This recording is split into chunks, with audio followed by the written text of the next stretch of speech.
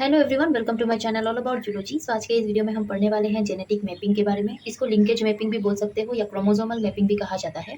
Genetic mapping जो है वो बेसिकली क्या होता है कि एक क्रोमोसोम में जो दो जीन्स प्रेजेंट होते हैं उनके बीच का जो डिस्टेंस होता है उसको ये एनालाइज करता है।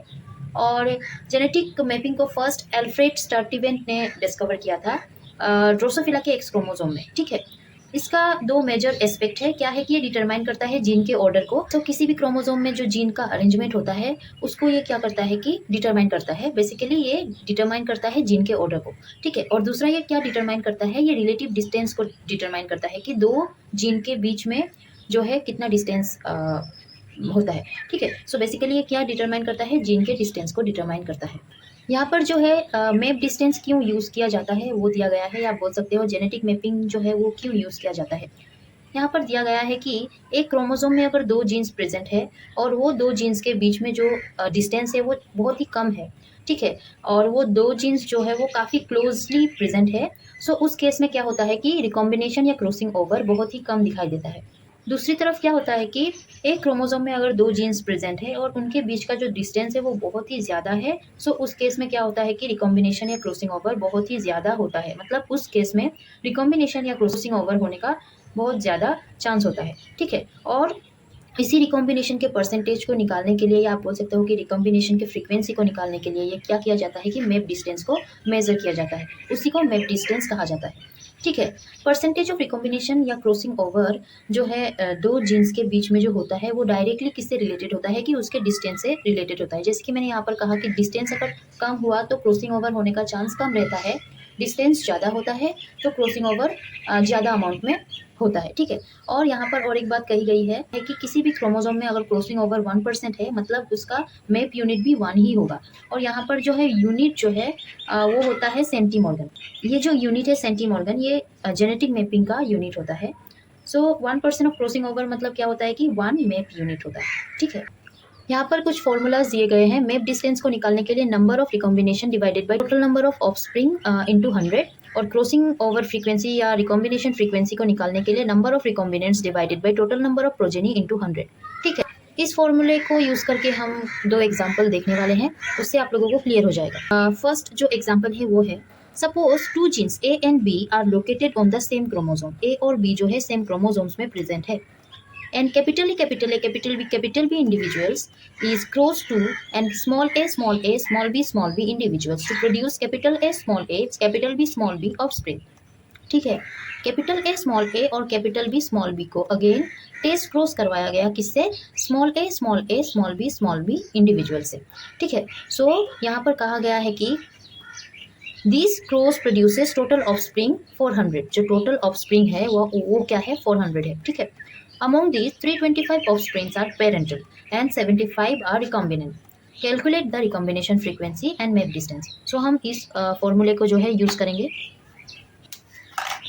सो यहाँ पर जो है रिकॉम्बिनेशन फ्रीक्वेंसी निकालना है। मतलब क्या होगा कि नंबर ऑफ रिकॉम्बिनेशन आप देख सकते हो यहाँ पर कहा गया है 75 आर रिकॉम्बिनेंट। मतलब यहाँ पर 75 डिवाइडेड बाई क्या कहा गया है कि टोटल नंबर ऑफ ऑफस्प्रिंग जो है 400 है इंटू 100।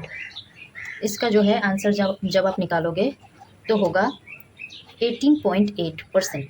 मतलब इसका जो रिकॉम्बिनेशन फ्रीक्वेंसी है वो होगा 18.8%। अब हमें पता है कि रिकॉम्बिनेशन या क्रॉसिंग ओवर का जो परसेंटेज होता है, जैसे कि ये आया है 18.8%, वो डायरेक्टली किससे इक्वल होता है, मैप यूनिट से। मतलब इसका मैप डिस्टेंस भी 18.8 ही होगा। ठीक है, सो इसका तो सिंपल था, आप निकाल सकोगे। एक और जो है एग्जाम्पल देखते हैं।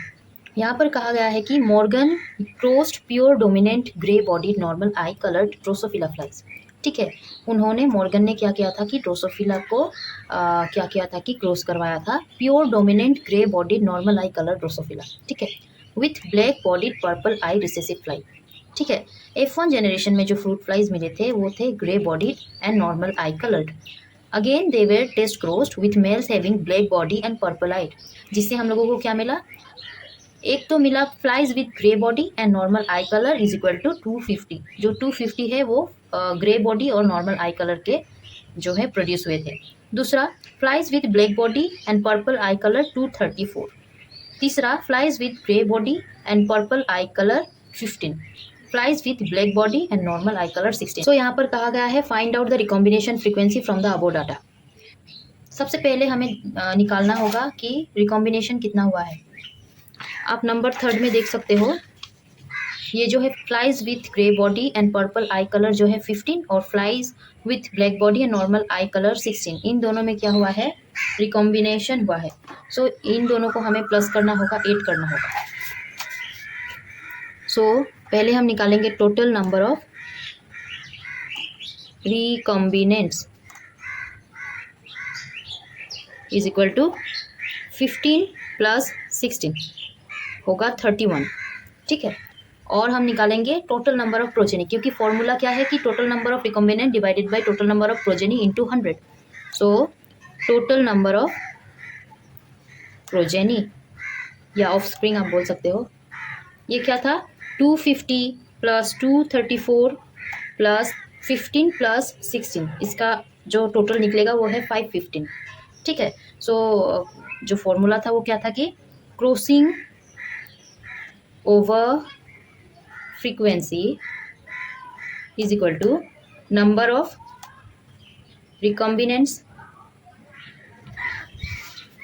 Divided by number of offspring into 100। So पहले ये निकालेंगे, बाद में 100 से मल्टीप्लाई करेंगे। नंबर ऑफ रिकॉम्बिनेंट्स हमें क्या मिला था, 31, और जो टोटल प्रोजेनी था वो 515 था। सो इसको जब कैलकुलेट करोगे आप तो मिलेगा 0.06। अब इसको क्या करना है कि रिकॉम्बिनेशन फ्रीक्वेंसी या परसेंटेज ऑफ रिकॉम्बिनेंट अगर निकालना है तो इंटू करना होगा 100 से। सो इसका जो टोटल होगा 6% जो है रिकॉम्बिनेशन फ्रीक्वेंसी निकलेगा, रिकॉम्बिनेशन फ्रीक्वेंसी। आई होप आपको समझ आया होगा। प्रॉब्लम्स जो है वो इजी होता है, अगर फॉर्मूला को आप याद रखोगे तो कर पाओगे। और बाकी थ्योरी जो था मैंने समझाने की कोशिश की है इजी वे में। आई होप आपको समझ आया होगा। अगर आपको समझ आया हो और ये वीडियो अच्छा लगा हो तो इस वीडियो को लाइक कीजिए, मेरे चैनल को सब्सक्राइब करना प्लीज़ मत भूलिएगा। टिल देन पढ़ते रहिए, take care and bye bye.